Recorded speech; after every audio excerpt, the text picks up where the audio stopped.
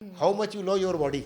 मोटापा जब होता है तो वो सारे रोगों को जन्मदाता है। Obesity should be considered as a pandemic and chronic disease and life style it should be treated जो है।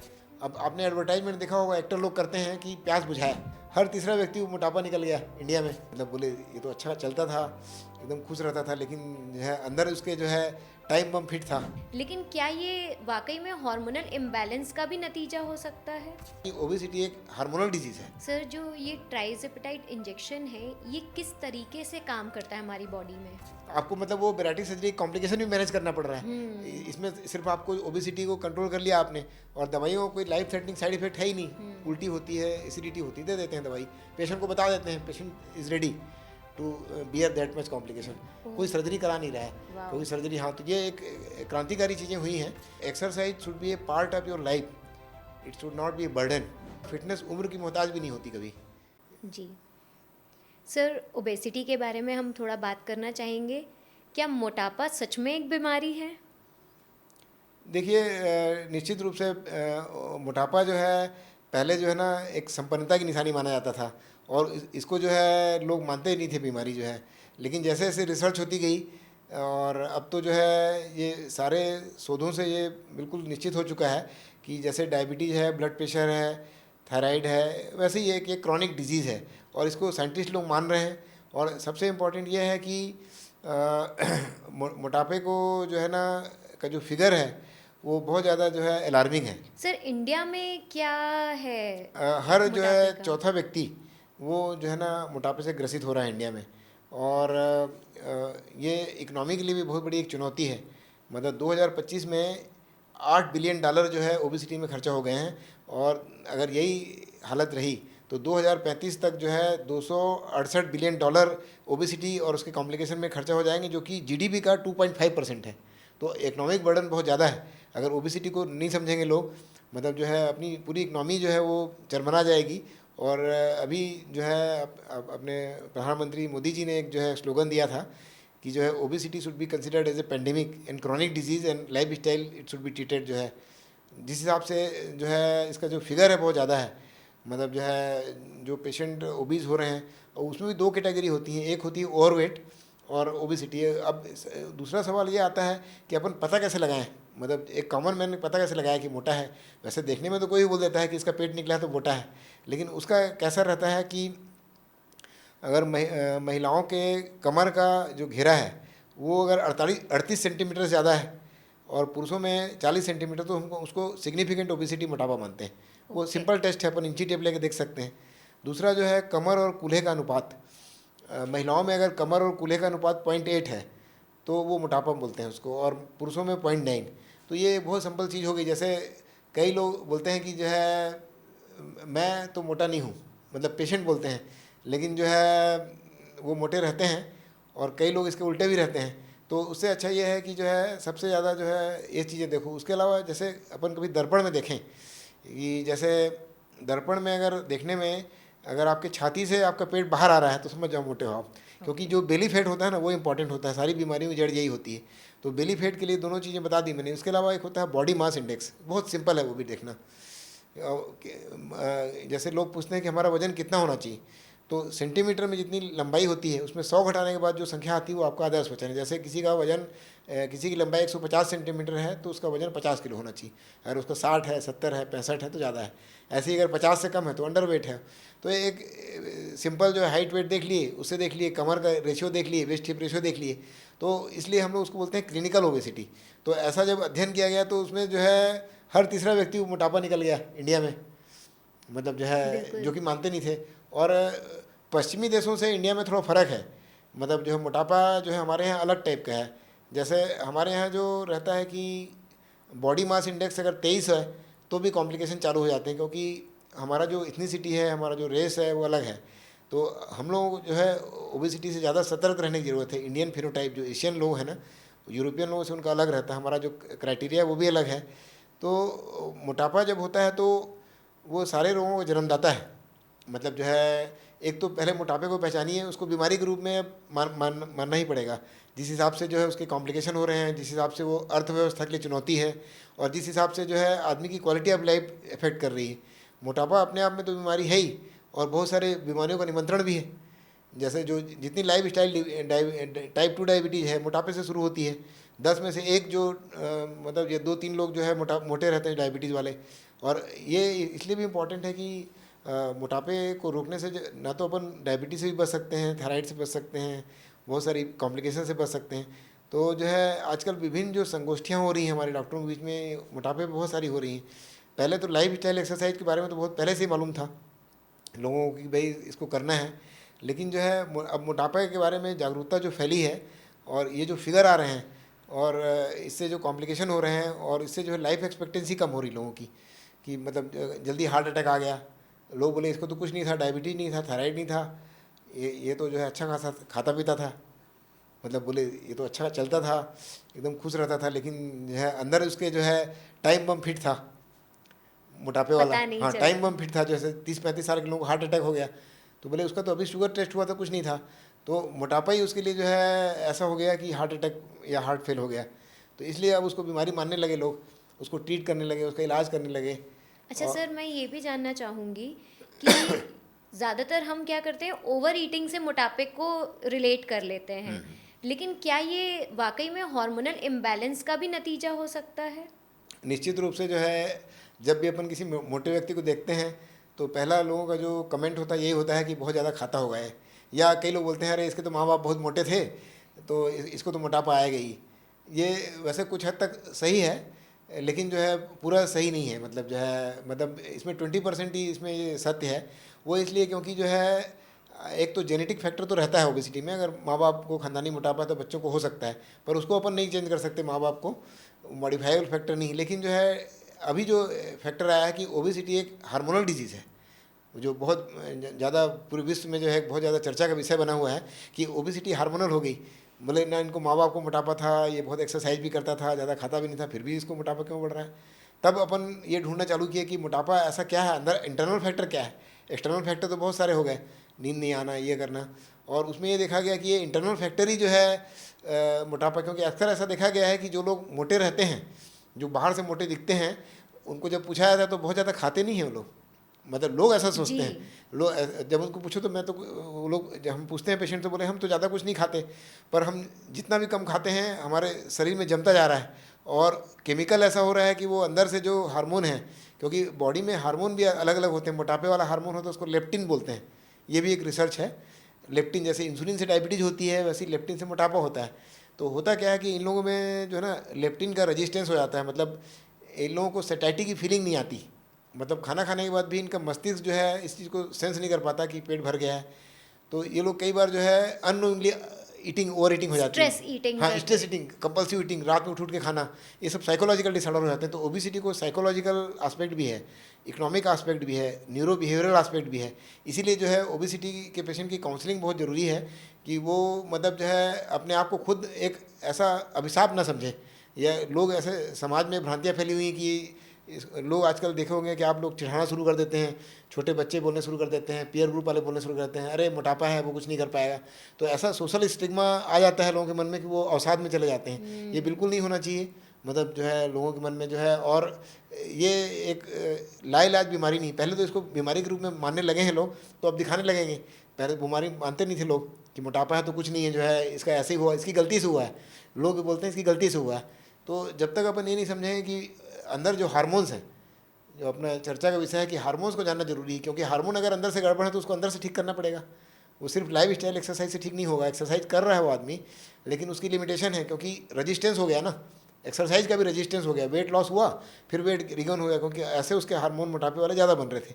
अपन ने जब पता लगा लिया कि मोटापे वाले हार्मोन ज़्यादा बन रहे हैं तो हम लोग दवाइयों का भी उपयोग करने लगे हैं। अभी जो है रिसेंटली बहुत अच्छी अच्छी दवाइयाँ भी आ गई हैं जो कि साइड इफ़ेक्ट नहीं, जिनमें सुरक्षित दवाइयाँ हैं, तो वो सब भी आ गई हैं। तो अभी बहुत ज़्यादा मोटापे के ऊपर जो है ना लोगों का फोकस है, और इसके बारे में जागरूकता की बहुत अधिक ज़रूरत है कि इसको समझें लोग, एक दूसरे को एजुकेट करें।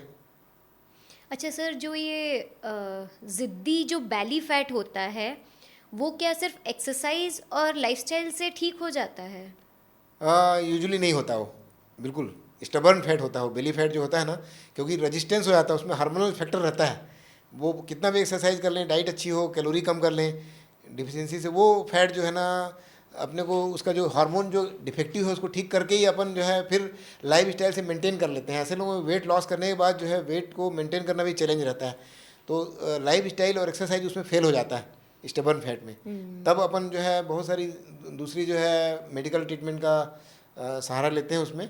और अभी तक तो बहुत सारी दवाइयाँ नहीं थी। अभी कुछ ऐसी दवाइयाँ आई हैं जो कि अच्छी है। इसके अलावा जो है मोटापे की सर्जरी भी होती है। सर्जरी तो पहले से ही होती थी जिसको अपन बैरिएट्रिक सर्जरी बोलते हैं, लेकिन जो है सर्जरी का एक लिमिटेशन है। और सर ये बेरियाटिक सर्जरी के बारे में भी थोड़ा डिस्क्रिप्शन देंगे? बैरिएट्रिक सर्जरी ऐसा है कि ये तो दवाइयों से पहले से उपलब्ध है, इसका अपने पास 20-25 साल का रिकॉर्ड है। बैरिएट्रिक सर्जरी का मतलब ये होता है कि शरीर के अंदर जो हार्मोन है उसको अपन क्या करते हैं प्राकृतिक रूप से, जैसे अमाशय को छोटा कर दिए तो शरीर की एनाटॉमी चेंज हो गई, तो फिर आदमी का स्टोरेज कैपेसिटी कम हो जाता है। पर उसमें क्या था कि वेट लॉस तो अच्छा होता था और मोटापे की सर्जरी काफ़ी प्रचलित भी रही, लेकिन उसमें साइड इफ़ेक्ट होते थे, जैसे कि पोषक तत्वों की कमी हो गई, विटामिन की कमी हो गई, इलेक्ट्रोलाइट्स की कमी हो गई। क्योंकि अपन क्या है वो एक तरह से आर्टिफिशियल है वो बैरिएट्रिक सर्जरी, क्योंकि वो बॉडी की एनाटॉमी को चेंज कर रही है। अब कुछ दवाइयाँ इतनी कारगर आई जिनमें बहुत दिनों से रिसर्च चल रहा था कि जिसमें कोई साइड इफ़ेक्ट नहीं, एकदम सेफ है। क्योंकि बैरिएट्रिक सर्जरी इफ़ेक्टिव तो थी लेकिन कई बार लाइफ थ्रेटनिंग भी थी। कई लोगों को जो है आईसीयू में एडमिट भी करना पड़ा, मतलब इतना वीकनेस आ गया। तो ये फिर चर्चा पूरी विश्व में चली कि जो है पेशेंट को मोटापा ठीक करने के लिए बड़ा हैवी प्राइस पे करना पड़ रहा है। मतलब इन टर्म्स ऑफ कोमॉर्बिडिटीज़ जो है उसको पता चला हमेशा के लिए डिफिशियंसी हो गई, विटामिन ज़िंदगी भर लेना पड़ रहा है। तो दवाइयाँ जो आई हैं वो एंटी ओबेसिटी मेडिसिन बोलते हैं। उसमें एक जो है दवाई है इसको टिरेजापेटाइड बोलते हैं और दूसरी है सीमाग्लूटाइड। दो अभी मेडिसिन पूरे विश्व में उपलब्ध है।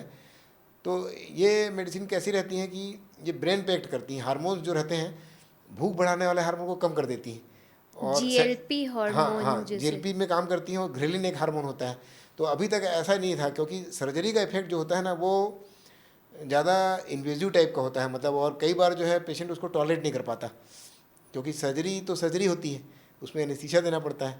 अच्छा, जब मेडिसिन आने लगी तो मेडिसिन में भी बहुत इतने माइल्ड साइड इफ़ेक्ट होते हैं कि हल्की मितली आ सकती है, किसी को एसिडिटी हो सकती है। तो हम लोग पेशेंट को पहले से बता देते हैं कि इस मेडिसिन में थोड़ा सा आपको एसिडिटी होगी, तो पेशेंट जो है मेंटली प्रिपेयर रहता है। अपन दवाई को धीरे धीरे डोज बढ़ाते हैं। तो ऐसा अध्ययनों में देखा गया है कि एक साल में करीब जो है 25 किलो तक वेट कम हो रहा है, जो कि बैरिएट्रिक सर्जरी में उतना ही होता था। तो लोग पूरा जो है ना शिफ्ट होते जा रहे हैं कि लोग जो है इन दवाइयों का सेवन कर रहे हैं, दवाइयाँ सेफ़ हैं। ये तो सर ये लॉन्ग टर्म यूज़ के लिए ही बनी है, लॉन्ग टर्म यूज़ के लिए सेफ है या नहीं है? डेफिनेटली सेफ़ हैं, लेकिन ये सब दवाइयाँ जो है चिकित्सीय सलाह के बाद देना चाहिए। जी कि जी। किसी पर्टिकुलर पेशेंट में हम लोग टेस्ट करके देखते हैं कि अगर पेशेंट बोलता है कि मोटापा है तो पेशेंट को बता के करते हैं। ये पूरा जो है अंडर मेडिकल सुपरविजन ट्रीटमेंट होता है, ओवर द काउंटर नहीं लेना चाहिए। कई लोग जैसे सुन लिए कि इंजेक्शन आया ओबेसिटी का, मेडिकल स्टोर वालों के पास चले गए, ऐसा इंडिया में बहुत होता जी है ना। तो बिना सलाह के कोई लिख भी नहीं सकता है इसको, और इसके लिए एक्सपर्ट होना जरूरी है, एंडोक्राइनलाइस्ट होना जरूरी है। कि मतलब जो है, क्योंकि एक पेशेंट में बहुत सारी चीज़ें हो सकती हैं ना। जैसे मोटापे का कारण जो है एक तो हार्मोन है, अब ऐसा भी हो सकता है कि और भी नाना प्रकार के हार्मोन रहते हैं शरीर में, कि एक पेशेंट में थायराइड भी हो, कार्टिसोल भी हो, और भी 6-7 तरह की हो। तो हम लोग पहले एवेलुएट कर लेते हैं इस पेशेंट को, दवाई देने से पहले इसको हम किस कंडीशन में ले आएँ जिससे इसका मैक्सिमम लाभ मिल पाए। तो ऐसा ये प्रिस्क्रिप्शन नहीं है सर्दी खांसी ऐसा कि जो है कोई जान गया इंटरनेट पे देख लिया। हाँ, मतलब मेडिकल स्टोर में जाकर के नहीं, बिल्कुल नहीं लेने है, मतलब वो के लिए ऑथराइज नहीं है। और इसीलिए जो है ये इंडिया में बहुत देर से लॉन्च हुआ है प्रोडक्ट, जो है 25 कंट्री में अभी चल रहे हैं प्रोडक्ट ये वर्ल्ड में। ओके। क्योंकि लोगों की समझ जरूरी है और उसका जो है अप्रोप्रिएट यूज़ होना चाहिए, मिस यूज़ नहीं होना चाहिए। जी जैसे बहुत सारे मॉडल लोग रहते हैं, वो सेलिब्रिटी लोग इसको यूज़ कर लेते हैं, तो वो भी मतलब बिना सलाह के नहीं करना चाहिए। क्योंकि किसी पेशेंट में अगर साइड इफ़ेक्ट होता है तो जो है ये डॉक्टर की निगरानी में होना चाहिए। लोग अपने पास अपने आप ही ले लेते हैं जैसे कई बार जाके। सर जो ये ट्राइजेपेटाइड इंजेक्शन है ये किस तरीके से काम करता है हमारी बॉडी में? ये क्या है, 2 लेवल पे काम करता है। इसमें जो 2 टाइप का होता है, एक तो जीएलपी रिसेप्टर एगोनिस्ट होता है, ग्लूकेगॉन रिसेप्टर एपेटाइट ये, और दूसरा होता है जीआईपी। मतलब 2 अलग अलग टाइप के हार्मोन होते हैं। अपना जो आंतें होती हैं ना उसको हम लोग सेकंड ब्रेन बोलते हैं। जी मतलब जितने हार्मोन रहते हैं वो आंतों से निकलते हैं। तो यही रिसर्च में निकली कि मोटापा तो बढ़ता इधर से है ब्रेन से, लेकिन घर से जो है सिग्नल ब्रेन में जा रहे हैं। तो ये देखा गया कि ये डबल हार्मोन था, मतलब ऐसा कोई कंपाउंड अभी तक नहीं आया था। जीएलपी पहले से था मार्केट में। ये तिरेजापेप्टाइड क्या है, डुअल बोलते हैं इसको, मतलब दो दो तरह से काम करता है।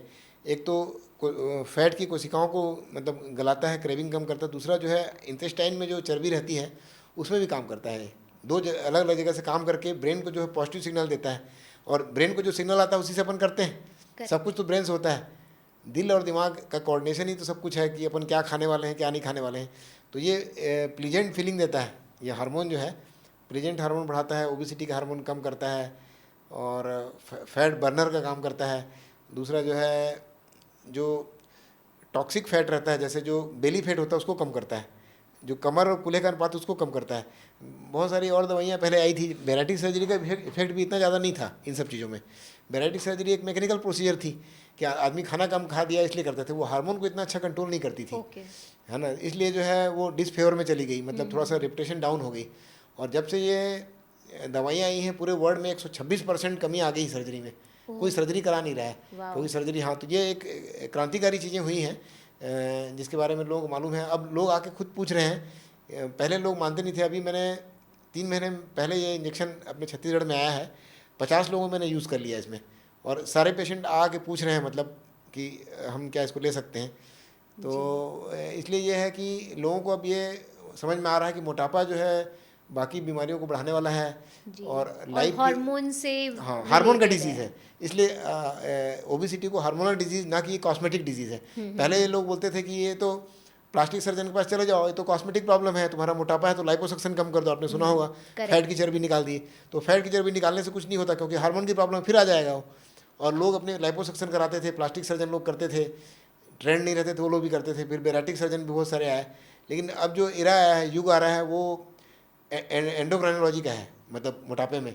और ये पूरे सब लोगों ने मान लिया है कि जो है मोटापा एक जो है हार्मोन से रिलेटेड बीमारी है, और इसका इलाज संभव है।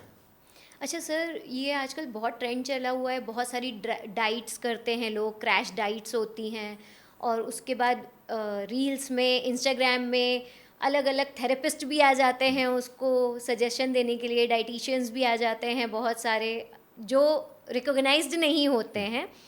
तो सर इनका क्या हजार्डस इफेक्ट हो सकता है? नहीं, ये भी बहुत अच्छा सवाल पूछा आपने, क्योंकि बहुत सारा पूरा सोशल मीडिया भरा पड़ा है। कोई भी बताओ तो क्रैश डाइट बताते हैं। सबसे पहले तो ये है कि क्रैश डाइट जो है न्यूट्रिएंट डिफिशियंसी कर देती है, पोषक तत्वों की। दूसरा, मसल मास कम कर देती है, मसल मास, क्योंकि क्रैश डाइट में अपन anything we will do against the nature. मतलब क्रैश डाइट में ऐसा रहता है, इतना मत लो, इतनी ज़्यादा कैलोरी कम करो, तो बॉडी का क्या है, रिबिलियन बिहेवियर हो जाता है। अपन एक सिस्टम से नहीं कर रहे हैं। अगर किसी को नॉलेज नहीं है डाइटिशियन का, तो क्रैश डाइट से जो है एक तो न्यूट्रिएंट डिफिशियंसी होती है, दूसरा मसल मास कम हो जाता है, मांसपेशियों का मास कम हो जाता है। अपन फैट कम करते करते मसल को भी लूज़ कर देते हैं, सार्कोपिनिया बोलते हैं लोग, जो है मतलब मसल से कि प्रोटीन लॉस होने लगती है, ऐसी डाइट क्रैश डाइट होती है। तो वो जो है, और उससे वेट लॉस जो सस्टेनेबल नहीं रहता, मतलब जो है रिबाउंड होता है बहुत क्रैश डाइट से। काफ़ी घातक हो हाँ, गया। बहुत। इसलिए जो है ये भी एक मतलब प्रॉपर जो है क्वालिफाइड डाइटिशियन, और कभी भी यूट्यूब या इस सब चीज़ों से देख के, बहुत सारे लोग इन्फ्लुएंसर रहते हैं जो क्रैश डाइट के बारे में बोलते हैं, बहुत सारा बोलते हैं, लेकिन ये बिल्कुल भी रिकमेंडेड नहीं है। कि जब ओबेसिटी एक बीमारी है तो उसके लिए जो पूरी टीम रहनी चाहिए वो एकदम क्वालिफाइड होनी चाहिए। उसको मालूम होना चाहिए कि डाइट का क्या हार्मोन का इफेक्ट है, और डाइट भी जो है डॉक्टर के सलाह से बननी चाहिए कि इस पेशेंट में इतनी डाइट बनेगी। क्रैश डाइट जो है बिल्कुल जो है फेवर में नहीं है, और because of lack of knowledge people are using it. Sir, अगर मैं एक सिंपल सा सवाल करना चाहूँ कि हमने तो अपने बचपन में बहुत भर भर के शुगर खाया है, बहुत मिठाइयाँ खाई हैं, लेकिन अब समय आ गया है कि हम बच्चों से एक गुलाब जामुन भी देते हैं तो हमें गिल्ट होने लग जाता है। तो सर ये भ्रांति है कि अब समय की ज़रूरत है? देखिए, नहीं, ये तो बिल्कुल सही बोला आपने। अपन कोई भी ओकेजन था सेलिब्रेट करते थे तो बच्चों को जो देते थे, ये करते थे। पर अभी जो है पूरे वर्ल्ड में जो वाइट शुगर है, चीनी है, उसको जो है ब्राउन शुगर पॉइजन के रूप में देखते हैं। मतलब जो है जब बच्चा पैदा होता है, ये डेफिनेटली उसका कारण क्या है कि मीठा खाने से डायबिटीज़ हो जाती है, सिर्फ ये खतरा नहीं है, वो भी मिथ है। मीठा खाने से डायबिटीज़ नहीं होती। और जो है अपन जो भी बॉडी में खाते हैं ना, वो शुगर में कन्वर्ट होता है। जैसे 1 ग्राम जो फैट होता है उसमें 9 कैलोरी होती है और 1 ग्राम कार्बोहाइड्रेट में 4 होती है। तो कई लोग जो है ये गलत धारणा में रहते हैं कि मैं तो मीठा नहीं खाता, समोसा कचौड़ी खूब खाते हैं। तो वो उल्टा है, वो फैट जाके जो है शुगर में कन्वर्ट होता है, वो ज़्यादा डेंजरस है, ज़्यादा घातक है हार्ट के लिए, स्ट्रोक के लिए, पैरालिसिस के लिए। तो जो है और शुगर का मतलब ये रहता है कि जो शुगर भी 2 टाइप की होती है, मतलब जैसे कार्बोहाइड्रेट अपने फूड में ना 3 चीज़ें होती हैं, एक होता है फैट, दूसरा प्रोटीन एंड कार्बोहाइड्रेट। तो इसमें ऐसा रेशियो होना चाहिए 60% कार्बोहाइड्रेट होना चाहिए नॉर्मल डाइट में, 20% प्रोटीन और 20% फैट। फैट भी ज़रूरी है, पर कौन सा फैट अच्छा रहना चाहिए वो डॉक्टर की सलाह से है ना। फेवरेबल फैट कौन है जो कोलेस्ट्रॉल डिपॉजिट नहीं करता, हार्ट को ठीक रखता है। तो लोग जो है ऐसा डिवाइड करके नहीं खाते, फूड पिरामिड बना के नहीं खाते, और इम्पल्सिव ईटिंग करते हैं अपने यहाँ लोग शुरू से। इम्पल्सिव ईटिंग का मतलब होता है कि जैसे बहुत ज़्यादा खुश हो गए तो अपना ज़्यादा ब्रेक, खा लिया। हाँ ज़्यादा खा लिए, 4-5 रसगुल्ले खा लिए। तो ऐसा नहीं कि उससे तुरंत शुगर हो जाएगी, लेकिन क्या है ना कि अपने को सेंसिबल ईटिंग करनी चाहिए। कोई भी चीज़ की अपन सेंसिबल ईटिंग का मतलब ये रहता है कि आपको अगर ये बता दे कोई कि जैसे एक जो कोल्ड ड्रिंक रहता है कोको कोला, उसमें 10 चम्मच शुगर होती है। अब आपने एडवर्टाइजमेंट देखा होगा, एक्टर लोग करते हैं कि प्यास बुझाए, है ना। तो जिस चीज़ में शक्कर रहेगी उसमें प्यास बुझे ही कैसे। पर ये मतलब they are earning minting money. पर कभी भी आपने देखा नहीं हो कोई आदमी छाछ का एडवर्टाइजमेंट कर रहा हो, कोई फिल्म स्टार कर रहा हो। तो अगर हम लोग ये अवेयर भी करते हैं कि आप लोग, कई लोग बोलते हैं कि मेरा डाइट बहुत कम है, मैं पूछता हूँ कितना है डाइट, तो लोग बोलते हैं कुछ नहीं, मैं 2 रोटी खाता हूँ और दोपहर में 1-2 समोसा खा लेता हूँ और एक कोल्ड ड्रिंक पी लेता हूँ, तो मैं कुछ का ज़्यादा खाता हूँ। तो मैं बोलता हूँ कि जो है आप बाकी क्या खाते हो, तो बोले मैं शक्कर का पूरा परहेज करता हूँ। मैं बोला लेकिन आप तो बिना शक्कर लिए 10 चम्मच शुगर ले चुके हो, उसमें 10 चम्मच शुगर कोई नहीं लेता। और बोले उसमें, हाँ तो मैं उसमें जब शक्कर रहती है कोल्ड ड्रिंक के अंदर, वो डायरेक्ट शुगर रहती है और वो जाके फैट में कन्वर्ट होती है, वो ज़्यादा टॉक्सिक होती है। और जितने ये जो प्रोसेस फूड हैं, ये जंक फूड हैं, पेस्ट्री है, बेकरी है, इसको बच्चे लोग ज़्यादा खाते हैं। तो शुगर का मतलब ये रहता है कि कार्बोहाइड्रेट भी 2 टाइप का होता है। जैसे कि अपन को फल खाना है तो फलों में भी शुगर होती है, उसमें फ्रुक्टोज होती है। तो फलों में क्या है ना, पूरा फल खाना चाहिए। जैसे आजकल का फैशन ये है कि चलो मौसम्बी का जूस पी लेते हैं, ताकत ज़्यादा आएगी, तो फाइबर तो पूरा निकल जाता है, शक्कर तो पी रहे हो आप। और अगर आपने बोला कि ज़्यादा ताकत आएगी, 2 गिलास जूस पी लेते हैं, उसमें आइसक्रीम भी डाल लेते हैं कई लोग, है ना। तो फूड को कैसे खा रहे हैं, उसकी वैल्यू कितनी है, इसको हम लोग बोलते हैं ग्लाइसीमिक इंडेक्स। मतलब अगर उसी चीज़ को अगर फल को चबा के खाओगे आप, फाइबर रहेगा, विटामिन रहेगा, तो आपका शुगर नहीं बढ़ेगा, आपका वेट कम होगा, कोलेस्ट्रॉल कम होगा। वही जाके आप जूस पियोगे तो पूरी शक्कर जा रही, फाइबर तो चला गया। तो फूड को कैसे खाना है, कितना पोर्शन होना चाहिए, ये सब भी इम्पोर्टेंट है जो है। और सर इंडिया में तो हमारे यहाँ हम कार्ब्स पे ज़्यादा डिपेंडेंट हैं इंडिया हाँ, अपनी में। तो कार्बोहाइड्रेट है, वर्ल्ड में जो है चाइना और India highest carbohydrate eating countries हैं। और इंडिया जो है डायबिटिक कैपिटल ऑफ वर्ल्ड इसलिए बन गया है इसी सब वजह से कि अपना राइस का कंजम्पशन इतना ज़्यादा है। मतलब जो है हर आदमी जो है मतलब चावल के पीछे दीवाना है, और चावल का ग्लाइसीमिक इंडेक्स ज़्यादा रहता है, मतलब शरीर को ज़्यादा मेहनत करनी पड़ेगी। वो इस तरह का है कि अगर जैसे किसी को डायबिटीज़ चावल खाने से हो जाती है ऐसा नहीं, लेकिन समझने की बात यह है कि अगर बार बार जो है बॉडी को चैलेंज होगा, अगर चावल खाने से पीक जाएगा शुगर को, तो पेंक्रियाज को उतना काम करना पड़ेगा, उसका रिजर्व लिमिटेड है। अपन जैसे मिक्स ग्रेन की रोटी खाते हैं, फाइबर खाते हैं, तो बॉडी को उतना काम नहीं करना पड़ता। पर लोग स्वाद के हिसाब से बोलते हैं कि मैं चावल ज़रूर खाऊंगा। तो वो पूछते हैं कि तो उनको ये समझना ज़रूरी है कि चावल का इफ़ेक्ट जो है शुगर के रूप में कैसा होता है। नॉर्मल आदमी जिसको डायबिटीज़ नहीं, उसमें भी शुगर बढ़ेगी और शरीर को उतना काम करना पड़ेगा, वो पेंक्रियाज भी थक जाएगा।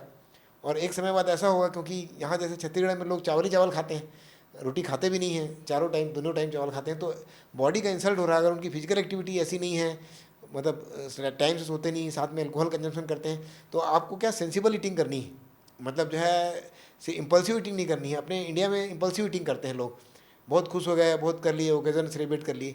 तो जो है सवाल सिर्फ मीठे खाने का नहीं है, मतलब जो है लोगों को अवेयरनेस करना ज़रूरी है कि अपन जो खा रहे हैं उसकी न्यूट्रिटिव वैल्यू कितनी है, उसमें प्रोटीन कितना है, उसमें कार्बोहाइड्रेट किस टाइप का है, क्या आप उतना एक्सरसाइज करते हो जो खा रहे हो, ये भी इंपॉर्टेंट है। जैसे कोई आदमी मतलब करता कुछ नहीं है, तो वो जमेगा ही जाके, है ना, मतलब जाके सोना है उसको, जो है फिर बैठा है सीडेंट्री वर्कर।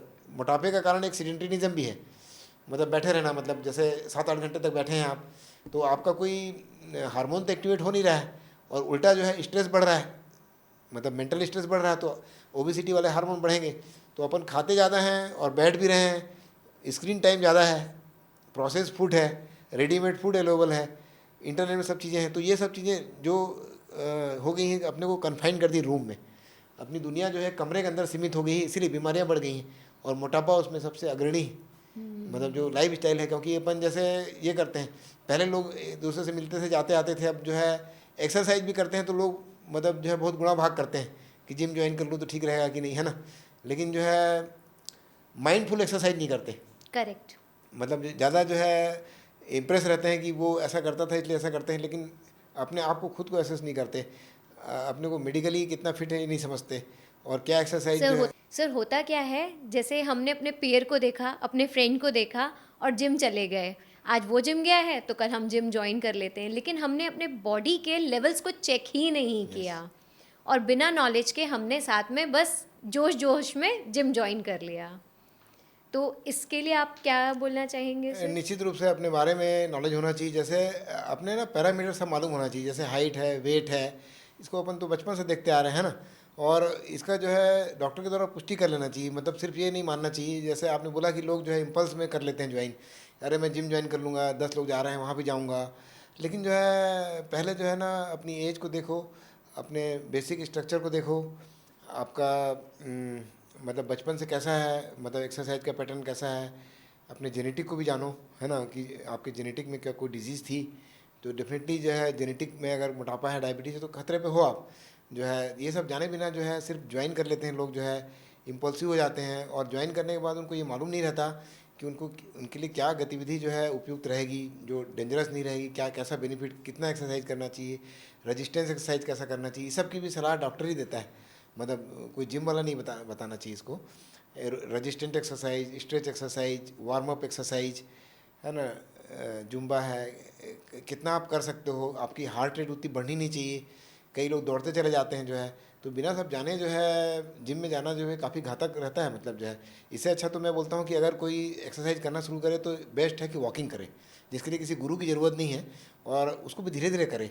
जैसे मैं बोलता हूँ अक्सर अपन जाते हैं ना जिम में तो मिसलीड हो जाते हैं, बहुत सारी मशीनें देख के, और बहुत लोगों को देख के, कई लोग बॉडी बना रहे हैं, वेट लिफ्टिंग कर रहे हैं, पर आपको अपने स्वयं को पहचानना बहुत ज़रूरी है कि आप कहाँ पे खड़े हो, जो है आपका हाइट वेट से मोटापा है कि नहीं, फैमिली हिस्ट्री कितनी है, कहीं स्मोकिंग तो नहीं कर रहे हो आप, और इसके पहले कितना एक्सरसाइज आप करते थे, आपकी बॉडी की फिटनेस का लेवल क्या है। जी सर, ये हाँ, सबसे अचानक बड़ा एक्सरसाइज चैलेंज है कि वो जो है देखा बहुत कमी सीखी है। में चले तो हाँ, गए, लेकिन बॉडी उतनी नहीं है, है ही तो नहीं। वो जो चलन है अच्छा नहीं है वो, और ऐसा कभी खुद अपना आकलन करना चाहिए। ज़्यादा हो तो आप पूछ लीजिए, डॉक्टर से पूछिए कि अपनी उम्र के हिसाब से, कोई मान लीजिए बहुत 60-70 साल का आदमी है तो उसको अपन ऐसा तो नहीं बोल सकते कि वो दौड़ने लगेगा, है ना।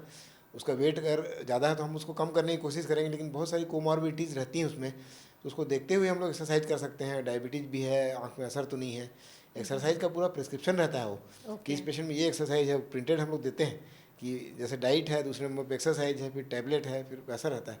It is a part of treatment. Okay sir, ये तो हमको समझ में आ गया कि मोटापा एक बीमारी है, ठीक है। अब इसके साथ और क्या कोमॉर्बिडिटीज़ हैं जिन्हें हमें जानना बहुत ज़रूरी है, और इसकी रोकथाम कैसे की जाए?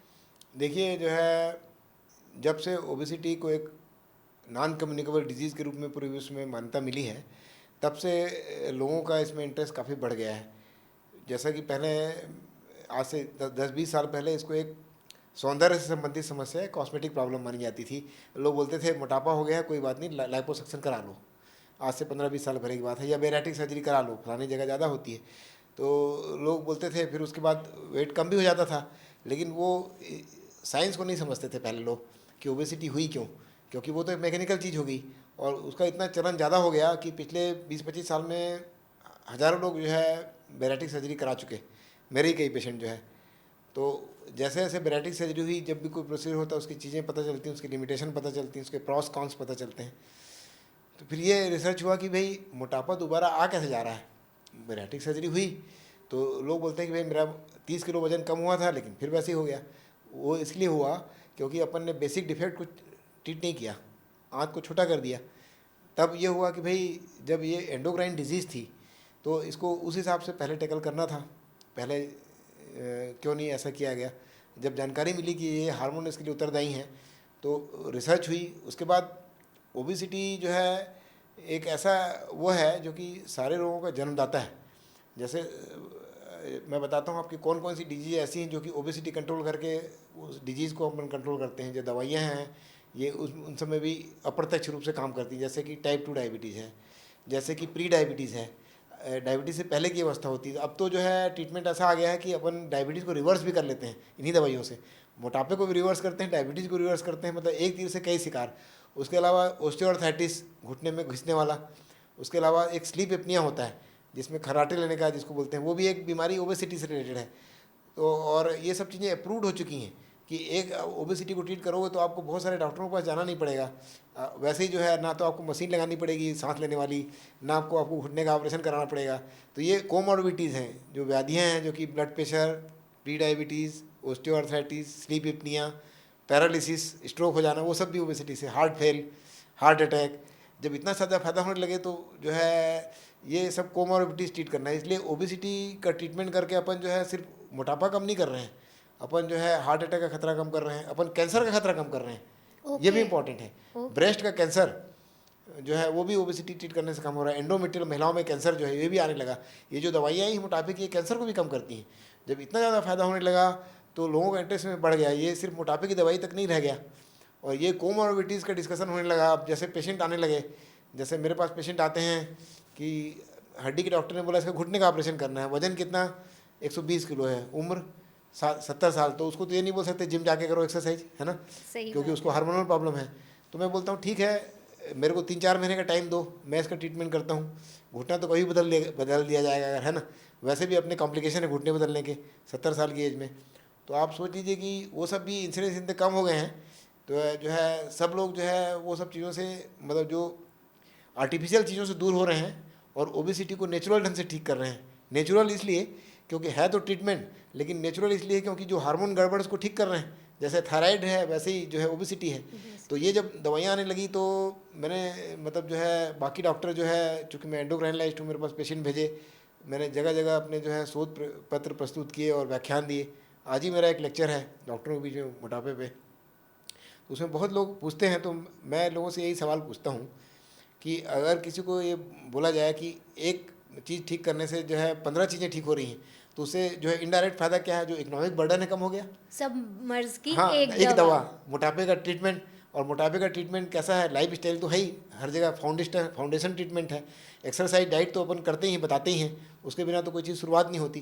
पर उसकी क्या है, लिमिटेशन होती है, क्योंकि अगर किसी का वजन 50 किलो ज़्यादा है तो एक्सरसाइज से कम नहीं कर पाएगा वो। एक्सरसाइज से कम कर भी लिया तो रिबाउंड हो जाएगा, क्योंकि हार्मोन नहीं ठीक होते।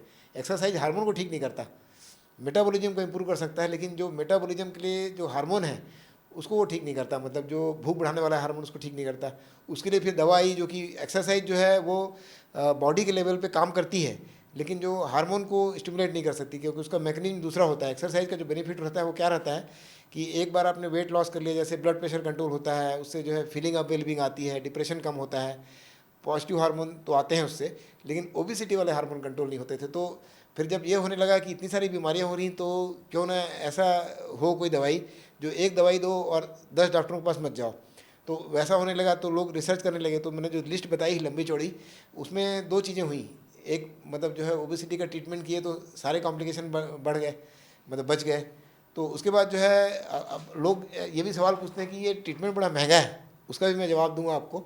तो मैं लोगों से ये बोलता हूँ कि कॉम्प्लिकेशन का ट्रीटमेंट हमेशा जो है मेन ट्रीटमेंट से ज़्यादा महंगा होता है। जैसे किसी की किडनी ख़राब हो गई, उसको डायलिसिस करना पड़ा, तो वो तो हमेशा जो है 3-4 हज़ार हफ्ते का खर्चा है।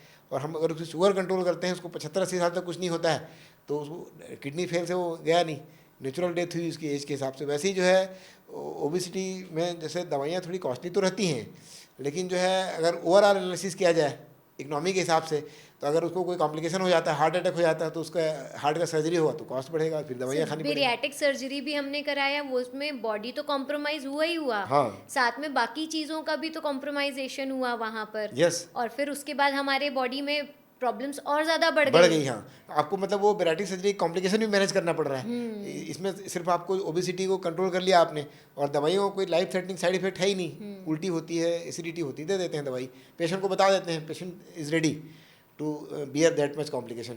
लेकिन किसी पेशेंट को बोलोगे कि एकदम जो है उसको, मतलब बेराटिक सर्जरी एक ऐसी सर्जरी जिसमें कई लोगों के ऑपरेशन टेबल डेथ हो चुकी जो है, मतलब ऐसे वाक़ये हो चुके हैं, हालांकि रेयर हैं, लेकिन जो है अगर कोई पूछेगा कि भाई बेराटिक सर्जरी कराना है कि मोटापे की दवाई लेना है, तो कोई नहीं बोलेगा।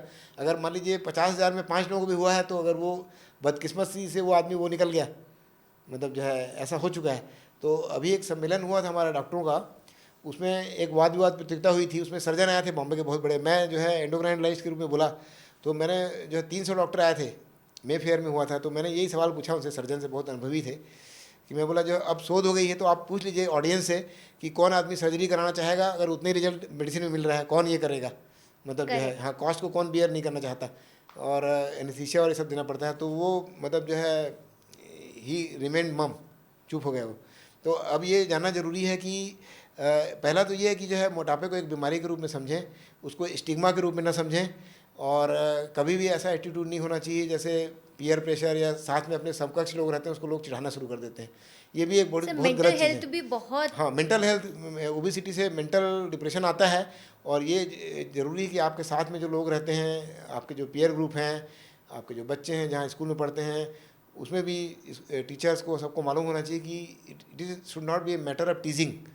चाइल्डहुड बुलिंग नहीं होना चाहिए, जो कि अक्सर जो होता है बच्चा जो है डिप्रेशन का शिकार हो जाता है, उसको लोग चिढ़ाना शुरू कर देते हैं, ये बहुत खाता है, ऐसा करता है। तो ये जब अवेयरनेस हो जाएगी कि मोटापा इसको जो है इसकी किसी गलती से नहीं हुआ है, इसके हार्मोन ऐसे थे, और हार्मोन इंटरनल चीज़ है, तो उसमें किसी का बस तो है नहीं। मतलब जो है जैसे अपन शुरू में बोलना शुरू कर देते हैं बहुत पिज़्ज़ा बर्गर खाता होगा, हमेशा नहीं रहता है ऐसा। मोटे बच्चे जो दिखते हैं ना, वो ज़रूर ओबेसिटी में कंट्रीब्यूशन तो है, अपन उसको बोलेंगे भी, लेकिन ये बिना जाने कि इस बच्चे को मोटापा किस टाइप से आया है, उसका बैकग्राउंड क्या है, ये मतलब ब्लेम करना मतलब ठीक नहीं है। और अगर उसका फूड का है तो अपन फूड को उसको हेल्दी फूड बताएंगे, that is a part of treatment. But ये जो दूसरा एस्पेक्ट जो है, तो जो टिप ऑफ आइसबर्ग था, जो छुपा हुआ था कि भाई ये मोटापा हार्मोनल है, जेनेटिक है तो है, उसको कुछ नहीं कर सकते, जीन्स नहीं बदल सकते, लेकिन अपन हार्मोन तो बदल सकते हैं। और सर आपने एक बात कही थी थोड़ी देर पहले कि हमेशा हर चीज़ पे इंग्रेडिएंट्स लिखे होते हैं, उसमें कंपोजिशन लिखा होता है कि कार्बोहाइड्रेट कितना है, फैट कितना है, जो भी पैकेट आइटम हम खाते हैं उसमें। आउट ऑफ इंडिया बहुत सारी कंट्रीज़ हैं जहाँ पर बच्चों को स्कूलिंग में ही सिखाया जाता है कि आपका रिकमेंडेड डेली डोज कितना है, आपको कितना कार्बोहाइड्रेट कंज्यूम यस, करना है, कितना फैट कंज्यूम करना है, कितना प्रोटीन कंज्यूम करना है। बट इंडिया में अभी तक ये चीज़ें रेगुलेट नहीं हो पाई हैं, और मुझे लगता है शायद ये एक बहुत अच्छी चीज़ होगी अगर इंडिया में ये चीज़ कर लिया जाए, तो ओबेसिटी कंट्रोल करने के लिए काफ़ी हद तक ये चीज़ें नहीं बिल्कुल सही सवाल पूछा आपने। अपने यहाँ वो चीज़ इम्प्लीमेंट नहीं हो पाई है अभी। इसके लिए क्या है कि मास लेवल पे अवेयरनेस की ज़रूरत है। जैसे मैंने कई बार जो है बच्चों के स्कूल में कैंप वैम्प लगाया आज से 8-10 पहले।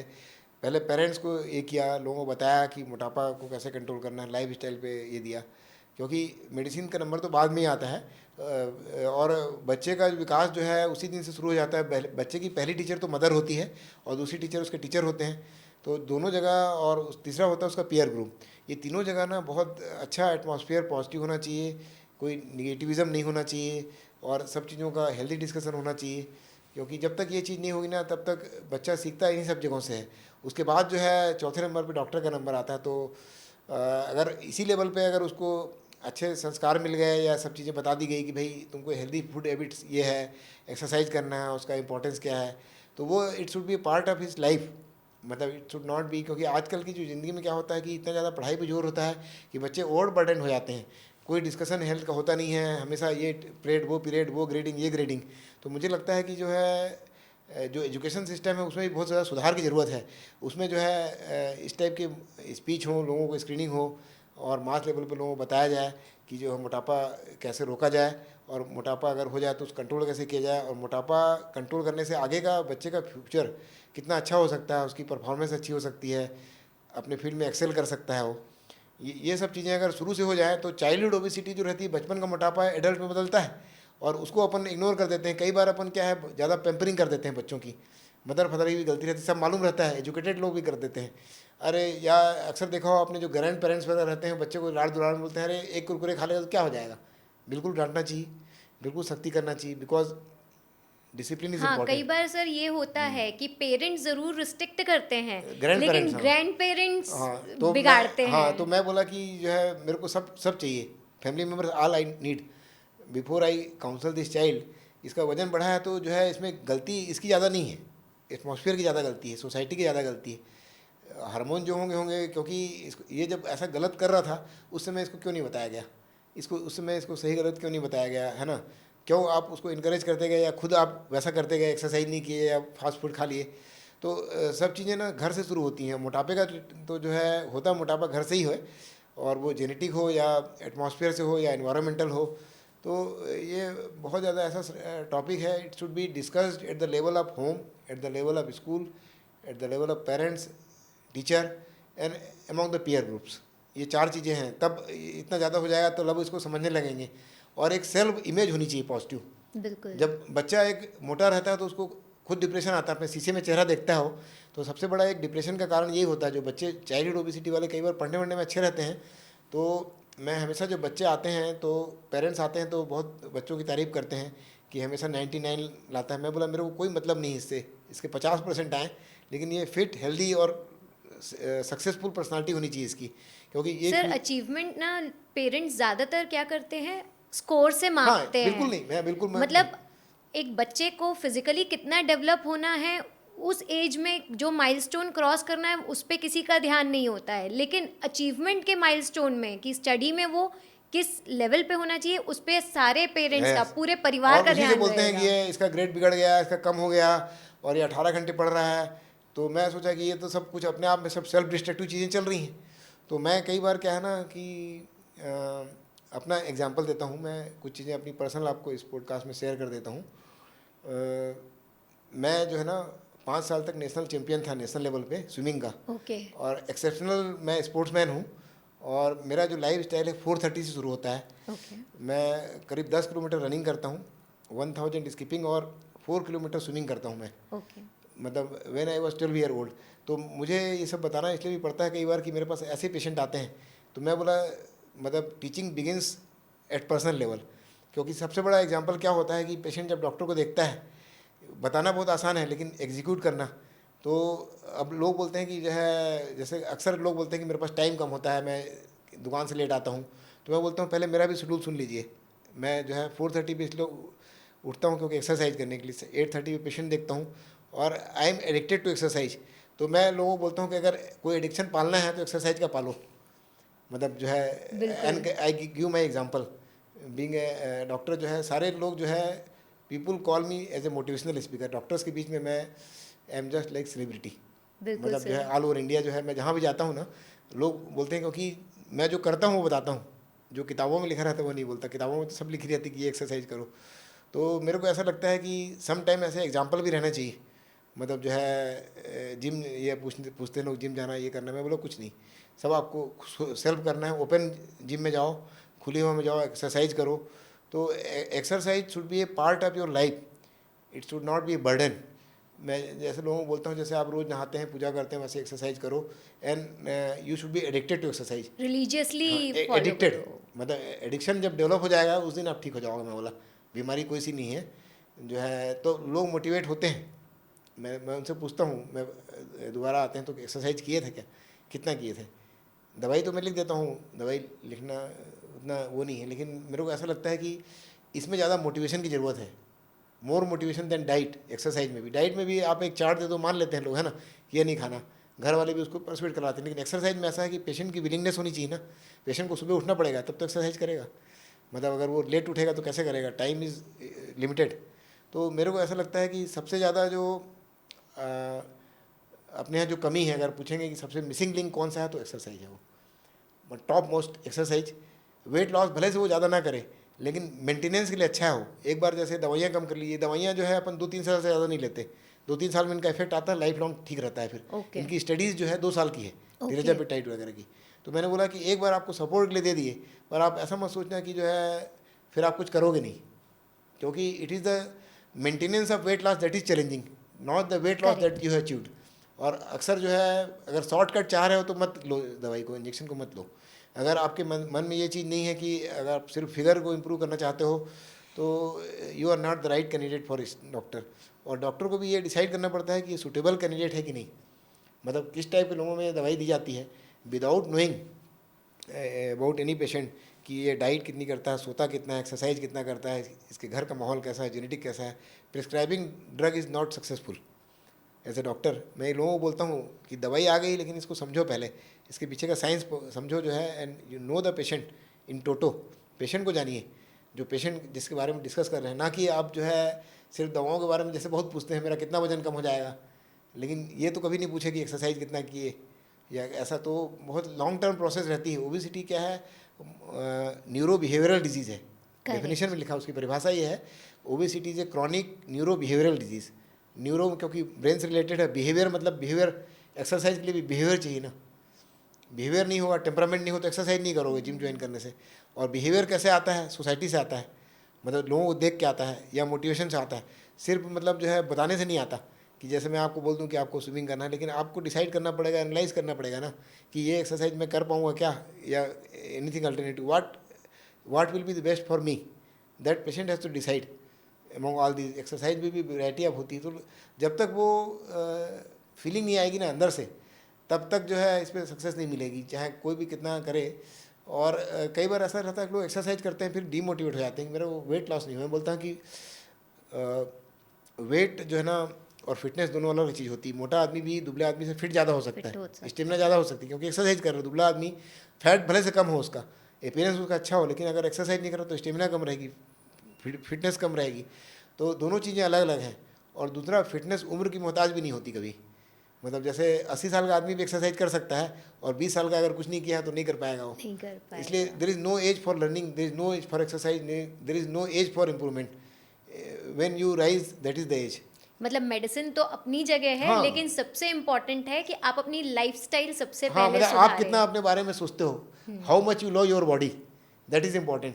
मैं ऐसा बोलता हूँ लोगों को कि मैं जब पेशेंट देखता हूँ, काउंसलिंग करता हूँ ओबेसिटी की, डायबिटीज़ वालों की, तो मैं बोलता हूँ कि हर जो डायबिटीज़ और मोटापे का जो पेशेंट होता है, उसकी शादी दो लोगों से होती है। मतलब जो है लोग पूछते हैं कैसे, तो मैं बोला जब हस्बैंड वाइफ को लाइफ पार्टनर बोलता है, जीवन संगिनी या साथी बोलता है, जो भी बोलता है, तो हस्बैंड या वाइफ में किसी न किसी कभी पहले डेथ होगी, तो जो बचेगा कौन, उसका शरीर बचेगा।